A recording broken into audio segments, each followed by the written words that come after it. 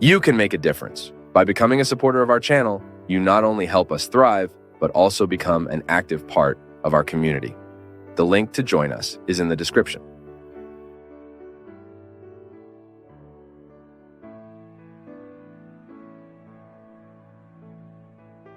Father Fábio, how to support persecution, because it hurts so much at some moments of our lives.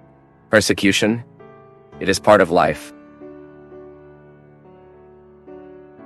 All the dimensions of our lives, the whole human dimension. Everyone who is human at some point experiences being persecuted. What generates a persecution? There are many factors. Sometimes the person is jealous of us. Sometimes let's talk from us. Why do I often take someone? Personing when there's something in what bothers me.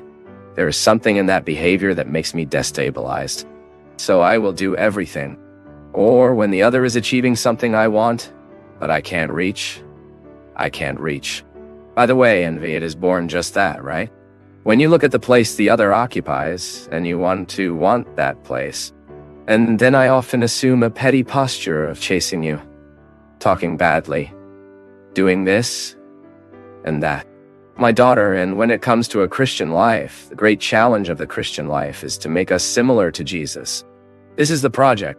I want to look at Christ and want to have his personality. I want to have his word.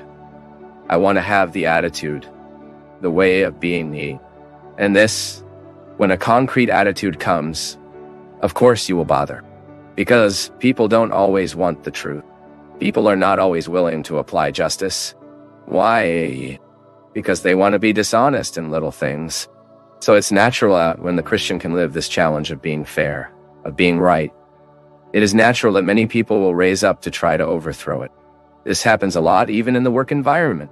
When you find out that there is a process of dishonesty and you want to break it, you are often even threatened with death.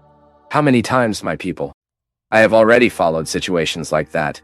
People who had to leave the work environment because they discovered falcatruas that were practiced by people who worked there, and that it, for an ethical, moral, really, cannot be conniving with it. I cannot be silent in the face of this injustice being committed. And then, when you want to break that chain of injustice, even threatened with death, humiliated, persecuted. Why? Because you wanted to do good to happen. And that is why persecution is always linked to martyrdom. You know that the early Christians were many, I think a good deal we could say, was martyred. Most of the early Christians lived the terrible martyrdom of being killed because of faith, because they believed in Jesus, and because they put their teachings into practice. Of course, Jesus bothered. Jesus was killed precisely because he challenged the religious, political, and social structures of his time.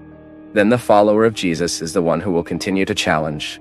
Now, if it continues to challenge, it is natural that it will suffer the same persecution as the master. Or you think we will be in a favorable situation. And that is why we always need to be careful. Sometimes we are so afraid of persecution that we lose the prophetic dimension of our speech, and we have no right to do it. We need to live from the segment and assume the natural consequences of this segment. Sometimes you are persecuted inside your home because you practice a religion. Because you are a fan of Jesus. How does this persecution come? People ridicule you, laugh at you, make little case of what you like and you love. How many times have you had to hide from your husband, your children, your brothers, that you were going to participate in a retreat, or that you were coming to the new song, or that you were going to participate in a prayer group? How many people I know can't they say they are going to the church because they are ridiculed at home? This is persecution. It's different, it has changed. Today, no one forbids us more of being Christians. Here in Brazil, for example, no one forbids us. It may be that elsewhere in the world this persecution still happens, and there is still the need for blood martyrdom. That is, I lose my life so I can bear witness to my faith. But today, The persecution we live is different. It goes through other social areas. So by arguing that I'm contrary, by manifesting myself contrary to abortion, for example, I suffer persecution. The church suffers persecution. How are we going to position ourselves? We will change your mind just so as not to have the persecution. No way. We can even have positions absolutely contrary to everything and everyone. We have the right to have opposite positions, yes. Because who rules us is the teaching of Jesus. It is not the hedonistic philosophies, laxists, who are often prevailing within the context of society, which tries to standardize people so that everyone thinks the same way. And this heinous philosophy of wanting people to be modern, contemporary, airy, and to identify that being contemporary and airy as living being radically against human values. Being against the family. As much as the world evolves, a child always needs to have a father and mother indoors. As much as we are contemporary, modern, and airy, we continue to have a family need. We cannot, as a church, shut up at all that affront this family. It is healthy posture. It is our right. We are bearers of the word of Jesus. And that word is favorable to life. And all that is contrary to life, all that is attentive to life, we are radically against it. And will we be persecuted for that? We will be. But we will be persecuted with joy. Do you know why? There is nothing that can accomplish us more than the sense of duty. I did what I had to do. This is what São Paulo speaks, fighting the good in combat. I need to give life through the gospel, and if it is not leaking the blood and dying as the first Christians died, it will be the martyrdom. Then you often be exposed to joke, ridiculous, and keep firm. I believe in Jesus. Yes. This is my commitment to him, in the opportunity to be who I am, to do what I do, and go where I go.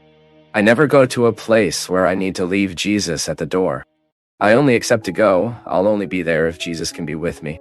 If I don't have to give up what I believe. I've made a lot of mistakes. I already equated a lot. I already gave interviews where I was not clear enough. I already allowed misconceptions in what I spoke. And today, I do not want that anymore. I want to do everything so that the church is well represented in me, because this is my mission as a priest. This is my mission as a man of religion. To be committed to the word of God and to do everything to prevail. Terrible damage. Why?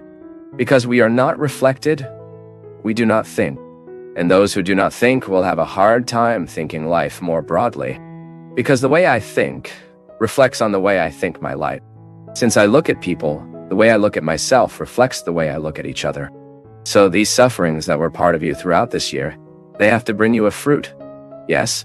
And if they didn't bring it, you can be smart. It may be that you are stopping learning from them. You may be keeping failures on the shelf, without recycling them. No, failure has to be recycled. What you fought, I can say, I found so many people who went through the battle against cancer, or because they fought themselves, or because they fought with the closest people. Only those who have gone through this know how difficult it is. But after it passes, after it ends, isn't it? You look at the hair that has grown again, and you identify that those hair represents dreams. Only those who needed to lose their hair to do a chemotherapy treatment knows what the joy of seeing them is born again. Only those who had to go through the malaise of chemotherapy to stay so many times. Hours and hours and hours inside a hospital waiting for the care. And then you see the result that it worked, that the tumor has regressed, or the surgery it did, which was successful. So when their hair is reborn, oh my God. What respect we need to have these hair that is born. They are more than hair. It is the rebirth of dreams, of hope, the future. It's someone who can somehow say, life has won. And we will continue to fight for this life, because only those who have seen in this limit, in this narrow threshold between life and death, will be able to identify how precious life is. And we will stop complaining less. We will complain less. Because one day we lived this threshold and we know very well. For 3 months, I have been fighting, right? With the problem I had in this left ear. For 3 months, I don't know what silence is. I like it so much. So, sometimes I think I'm going crazy with the noise that doesn't end inside my ear. I had a little hearing loss, I don't know why. There are so many reasons that can cause what they call sudden deafness. What is sudden deafness? When you suddenly wake up with a noise in your ear, you do an audiometry, which is an exam that measures the hearing. Then I found that I lost 3 serious frequencies. They are not even missing. I could live perfectly without them. Even Dr. Daniel, who has been accompanied by me, told me, Father, is a very good diagnosis. Then other doctors, friends of mine too. Everyone's saying the diagnosis is very good. When serious frequencies are lost, it recovers virtually everything again. Just a matter of time. But the problem, my people, is not this blessed serious frequency that I lost. No, the problem is living with this noise, this tinnitus, day and night. Do you know when you lie down to sleep tired? And you can't sleep because that noise disturbs you, disturbing you. And yesterday, thank God, I had a quiet day. It was the first day when I had that I can say that the tinnitus was not all the time. It was the first day when I had the opportunity to enjoy some moments of silence again. He didn't leave. It's here. Go. Come back. It gets soft. It gets higher. But yesterday, God, I lived a whole day in that silence that I like. That makes me good. You can't imagine how I valued that. You can't imagine how gratifying for me having the opportunity to value a situation that sometimes goes unnoticed because I got used to her so. How now I am having to live with the noise in my ear, and if God will to heal this, or at least decrease it so as not to go crazy. Otherwise, we go crazy, we can't concentrate, everything gets more painful. We get tired, less patient with things, so you know. When you try what you once before he had and could not value. If God gives me the grace to be healed of it, you can be sure that I will never interpret silence in the same way, because spending 3 months with this noise all the time in your ear is no joke. So when I have the opportunity, as I had yesterday, temporary. Because for this, it serves suffering. That's why I'm telling you, what was annoyed throughout this year? What was painful to you? I gave my testimony. I said the testimony of Angela. My story is so tiny, close to so many sufferings that we had Celia, our friend here, who works with us, who faced last year, a little fizzier also. Celia, still in continuity of treatment, 2010-2011. Is still in treatment. Celia knows. We saw when Celia's hair fell. Is here, working happy in life, taking her mother where she goes. With love. With love. Shows Celia to us, this special girl, so full of God, that it was a testimony to us here, for those with her side. So we can have the right to sing this song. Today I am free.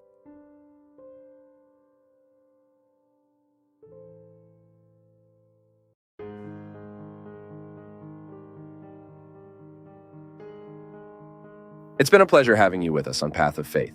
We value your feedback, so please share your thoughts in the comments, give us a thumbs up, share this video with others, and hit the subscribe button to stay connected with us.